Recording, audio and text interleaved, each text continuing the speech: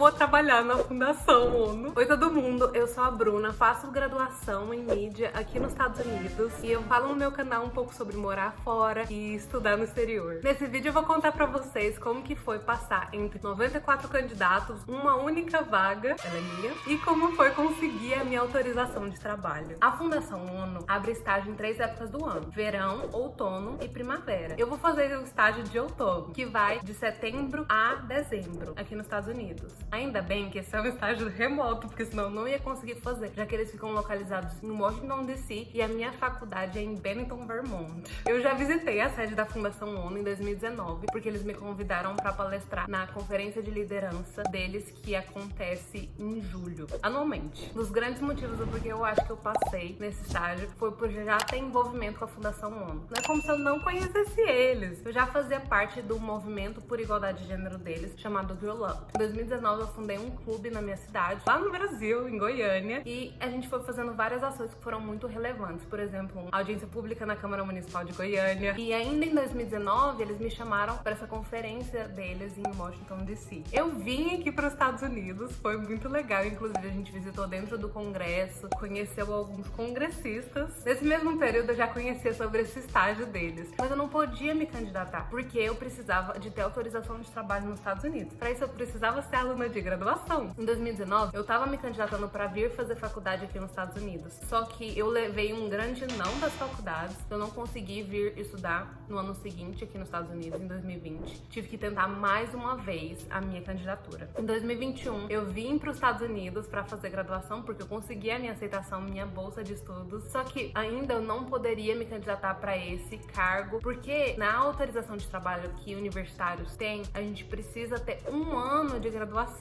sendo aluna internacional nos Estados Unidos. Eu tinha acabado de chegar aqui, então eu não podia. Tinha que esperar o próximo verão para me candidatar. Quando chegou o verão, eu não vi eles postando a candidatura, então eu não me candidatei. Mas eu me candidatei para vários outros estágios, fui negada por vários. Então o que eu fiz foi entrar no estágio da minha faculdade. Eu trabalhei no escritório de admissão da minha faculdade durante o verão. Essa foi uma experiência muito boa pro meu currículo, porque eu tive várias atividades de comunicação. Esse estágio que eu passei na Fundação ONU é para ser estagiária de comunicação e eu vou fazer várias atividades relacionadas às redes sociais da Fundação ONU, postar conteúdo, também escrever post para blog, newsletter, ajudar em eventos e criar materiais para as campanhas do Girl Up. Mas o que eu precisei mandar para passar nesse estágio? A primeira etapa foi mandar um currículo e uma cover letter. O meu currículo, ele é bem simples, branco e preto, não tem nada de firula, e eu usei a estrutura que a minha faculdade recomenda. Eles disponibilizam vários materiais pra gente se inspirar pra fazer nosso currículo. Eles ensinam como fazer. Também tive uns workshops disso no meu primeiro ano de graduação, então isso definitivamente ajudou. Eles também, uma vez, já chegaram até revisar meu currículo quando eu tava aplicando pra trabalhos no campus. Além disso, eu vou colocar também a minha cover letter aqui, que foi uma carta que eu fiz falando por que eu gostaria de trabalhar na Fundação ONU nesse cargo específico. Essas duas coisas eram requerimentos para você se candidatar na primeira etapa do estágio, mas isso não era garantia que eu ia passar para a segunda fase, que foi a entrevista. A entrevista durou 30 minutos, foi pelo Zoom, a gente não podia ligar a câmera, foi tudo assim, ó, sem eles verem a minha cara. Eu acho que é para não influenciar no processo seletivo, porque alguns empregadores julgam você pela sua aparência, né? Eles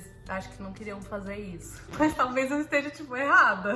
O bom dessas entrevistas que você pode deixar a câmera desligada é que você consegue ver o seu documento que você fez pra se preparar pra entrevista. Então eu tinha um Google Docs aberto com perguntas que recrutadores fazem, como eu deveria responder elas pra essa vaga específica. Então eu sempre dava uma olhada pra ver se o que eu tava falando tinha a ver com aquilo que eu tinha me preparado. Pra ser bem sincera, várias coisas que eu não tava planejando eu acabei falando lá na entrevista, porque eu fui muito com o meu coração. Por ser algo muito importante, que eu queria muito. Eu tô olhando essa vaga desde 2019, eu fiquei muito nervosa na entrevista, mas eu acho que isso não me prejudicou tanto. Tiveram já entrevistas que eu fiz no passado que eu dei respostas perfeitas. Agora a minha entrevista com a Fundação ONU foi boa, não diria muito boa. Mas eles me escolheram mesmo assim. Eu tentei mostrar pra eles que eu realmente me importava com aquela vaga e com a empresa, porque tem gente que se candidata pra estágio só pelo nome da empresa, só que esse não era o meu caso, eu realmente gosto deles.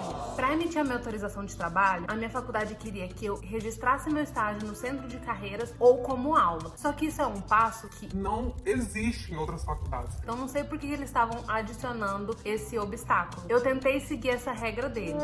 Fui no centro de carreiras, registrei o meu estágio, só que eles não aceitaram. Falaram que não pode ser registrado estágio durante o ano letivo, a não ser que a sua experiência comece de setembro e vá até maio. Não faz o menor sentido. Se meu empregador quer que minha experiência termine em dezembro, isso já deveria ser o suficiente. Até porque eles contam experiências que você tenha 200 horas de trabalho. Nesse estágio, eu vou ter muito mais que 200 horas. Então, já tem as horas suficientes. Por que eles estão querendo negar a minha experiência? Só porque ela não é no verão ou no inverno, que é o que eles costumam aceitar. Outra coisa, estágio durante o outono e durante a primavera são menos competitivos do que os estágios de verão. No verão, todo mundo se candidata ao mesmo tempo, é muito difícil de conseguir. Então, os alunos da faculdade deveriam ser encorajados a aplicar fora do verão, para eles terem mais chances de passar em estágios em empresas grandes. Então, eu fui para a segunda opção que a faculdade me deu, que era registrar meu estágio como aula, com um professor. A aula seria de uma pessoa.